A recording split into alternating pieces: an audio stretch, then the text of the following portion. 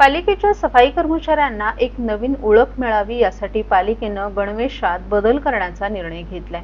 त्यानुसार ठेकेदारांना सफाई कामगारांना दरवर्षी वेगळ्या रंगाचे कपडे परिधान करण्यासाठी उपलब्ध करून द्यावे लागणार आहेत।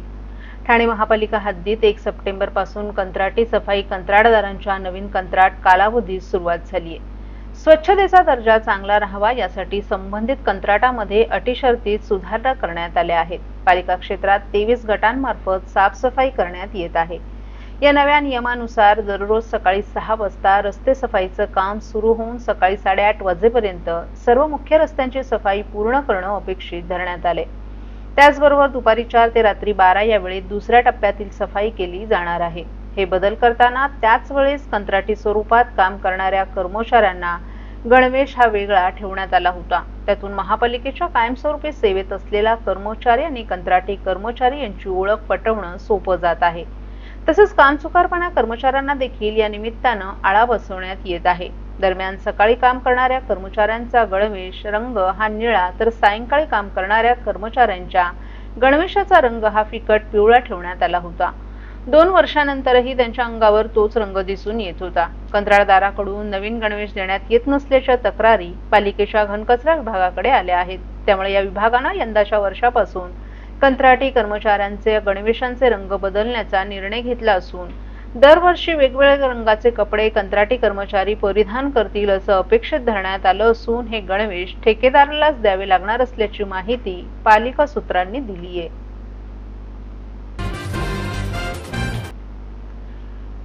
ठाणे महापालिका क्षेत्रातून मुंबई नाशिक आणि घोडबंदर मार्गे वसई गुजरातच्या दिशेने जाणाऱ्या महामार्गावरील गायमुख ते फाउंटन पर्यंतचा रस्ता मीरा भाईंदर पालिकेकडे तर गायमुख ते कापूरबावडी पर्यंतचा रस्ता ठाणे महापालिकेकडे हस्तांतरित करण्याच्या हालचाली सुरू झाल्यात। यामुळे लवकरच हा महामार्ग पालिकेच्या अधिपत्याखाली येण्याची शक्यता आहे।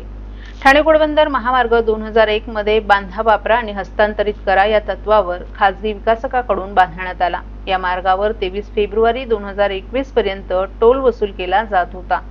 त्यानंतर MSRDCनं सार्वजनिक बांधकाम विभागाकडे हा रस्ता हस्तांतरित केला। त्यावेळी फाउंटन हॉटेल ते गायमुख पर्यंतचा 4.40 किलोमीटर लांबीचा रस्ता मीरा भाईंदरकडे हस्तांतरित करण्यात आला। परंतु या रस्त्याच्या दुरुस्तीची कामं आजही सार्वजनिक बांधकाम विभागाकडून करण्यात येत आहेत।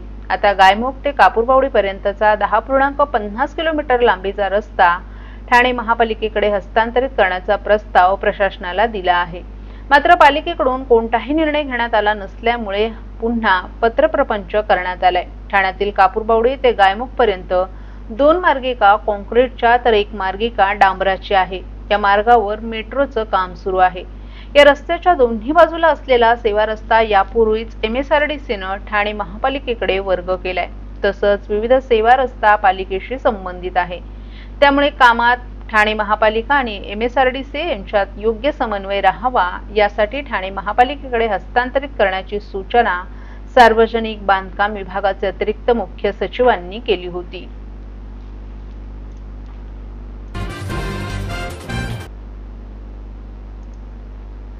शिवसेनेचे मुख्य नेते आणि उपमुख्यमंत्री एकनाथ शिंदे यांचं नाव घेतल्याशिवाय संजय राऊत यांना घशाखाली अन्न जात नाही आणि सामनाचा पगार देखील मिळत नाही। राऊत आता भुंकत असून थोड्याच दिवसांनी ते चावायला लागतील अशी सडकून टीका खासदार नरेश मस्के यांनी केली आहे। उभाटा पक्षाचं वाटोळं करणारे राऊत मीडियात चर्चेत राहण्यासाठी वेड्यासारखं बरळतात। लवकरच ते फाटक्या कपड्यांमध्ये रस्त्यांवर फिरणार असून नाईलाजानं त्यांना ठाण्याच्या मनोरुग्णालयात दाखल करावं लागेल असा टोला खासदार नरेश मस्के यांनी लगावलाय। ठाण्यात आयोजित पत्रकार परिषदेत ते बोलत होते।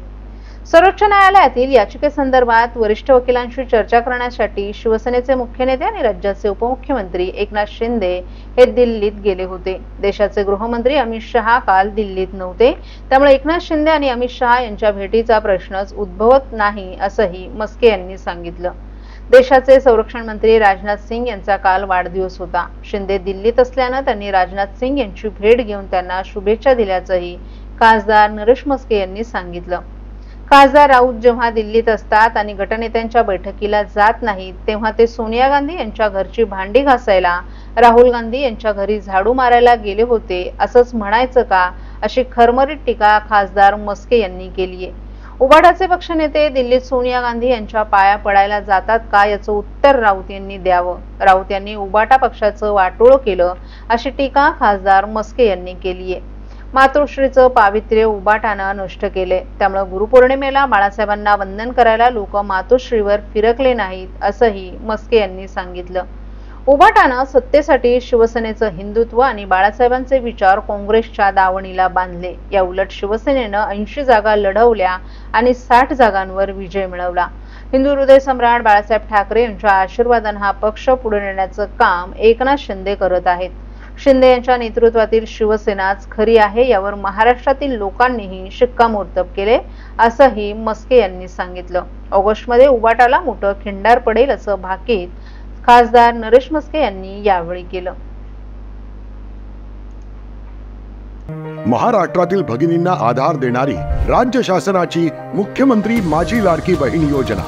या योजनेअंतर्गत अल्प उत्पन्न गटातील 21 ते 65 वयोगटाच्या भगिनींना मिळणार दरमहा 1500 रुपयांची मदत. अर्ज करण्यासाठी 31 ऑगस्ट 2024 पर्यंत मुदतवाढ. कुटुंबाचं वार्षिक उत्पन्न 2.5 लाख रुपयांपेक्षा कमी असलेल्या महिला पात्र. कुटुंबाकडे पिवळं किंवा केशरी रेशन कार्ड असल्यास उत्पन्नाचा दाखला आवश्यक नाही. पांढरं रेशन कार्ड असेल किंवा रेशन कार्ड नसेल तर कुटुंबाचं वार्षिक उत्पन्न 2.5 लाखांपेक्षा कमी असल्याचा दाखला आवश्यक.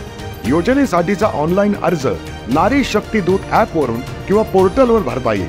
ज्या भगिनींना ऑनलाईन अर्ज भरता येत नसेल त्यांच्यासाठी अंगणवाडी, ग्रामपंचायत, वॉर्ड ऑफिस, सेतू सुविधा केंद्रामध्ये किंवा आशाताई बचत गटाच्या CRP यांची मदत उपलब्ध.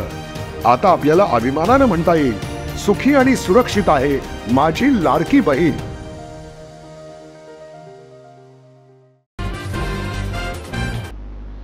राज्यातील ॲपवर आधारित बसेस, कार, बाईक टॅक्सी यांनी राज्यात व्यवसाय करताना कायदेशीर तत्वांचं पालन करणं आवश्यक आहे. खासगी वाहतूक व्यवसाय करणाऱ्या बसेस, कार, बाईक, टॅक्सी यांनी नियमांचं उल्लंघन केल्यास त्यांच्यावर कायदेशीर कारवाई करण्याचे निर्देश परिवहन मंत्री प्रताप सरनाईक यांनी दिले आहेत. विधान भवन येथे ॲपवर आधारित बसेस, कार, बाईक, टॅक्सीच्या विविध विषयांसंदर्भात बैठकीत परिवहन मंत्री प्रताप सरनाईक बोलत होते.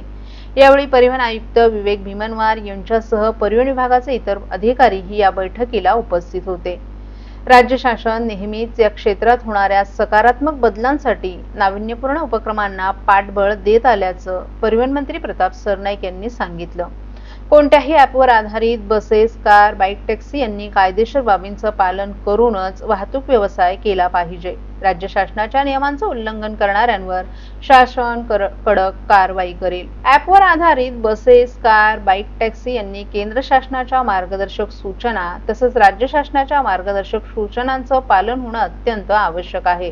अर्थात शासनानं बनवलेले नियम हे प्रवाशांच्या हिताचे असल्यामुळे त्यांच्या हिताचं संरक्षण होणं तितकंच महत्त्वाचं असल्यामुळे मार्गदर्शक सूचनांचं उल्लंघन झाल्यास कडक कारवाई करण्यात येईल असंही सरनाईक यांनी सांगितलं.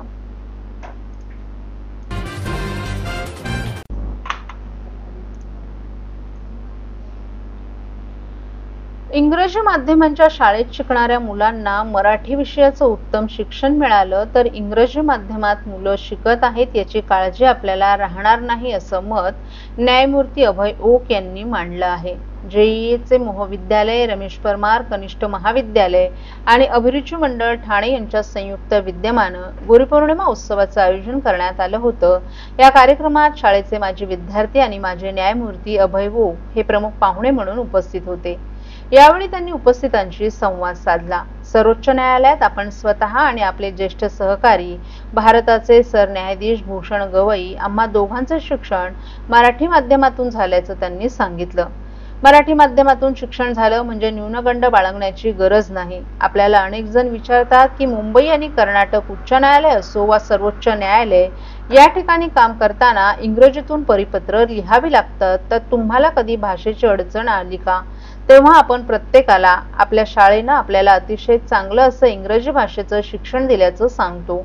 शाळेत असताना शिक्षकांनी आपलं इंग्रजी व्याकरण खूपच पक्क करून घेतलं आहे. आज इंग्रजी माध्यमाचा पगडा निर्माण झाले असं म्हटलं जातं. सगळी मुलं इंग्रजी माध्यमांकडे धाव घेतात. खरं तर ही काळाची गरज आहे, परंतु जरी इंग्रजी माध्यमाच्या शाळेतून मूल शिक्षण घेत असलं तरी इंग्रजी माध्यमातून शिकणाऱ्या मराठी मुलांना मराठी भाषेचं अतिशय चांगलं शिक्षण दिलं पाहिजे, असं माजी न्यायमूर्ती अभय ओक यांनी सांगितलं. आपल्याला अनेक जण विचारतात, तुमच्यात वेळ पाळण्याची शिस्त कुठून आली? त्यावेळी आपण त्यांना, शिस्त आम्हाला शाळेतील परांजपे सरांनी लावली, कारण 1 मिनिट जरी शाळेला उशीर झाला तरी आम्हाला शाळेत छडा खावा लागत होता. त्यामुळे उशीर होणं हे किती चुकीचं आहे किंवा उशीर झाला तर त्याचे काय गंभीर परिणाम होतात हे मनामध्ये कायम घर करून राहिलं आहे. त्यामुळे वेळेची शिस्त आपण पूर्णपणे मोहविद्यालयातून शिकलो, परंतु आता या शिस्तीच्या नियमात खूप बदल झालेले दिसतात, असंही त्यांनी सांगितलं. यावेळी आम्हाला शिक्षकांनी शिक्षा केली तर वाईट वाटायचं, त्यापेक्षा ही गोष्ट घरी समजली तर त्याची भीती वाटायची. आजची परिस्थिती अशी झालीये की एखाद्या मुलाला शिक्षा केली तर पालक शाळेत येऊन शिक्षकांना जाब विचारतात, परंतु विद्यार्थ्यांना शिस्त लावायची नाही हे आपल्याला वैयक्तिकरित्या अनाकलनीय वाटतंय, असं मत अभय ओक यांनी मांडलं.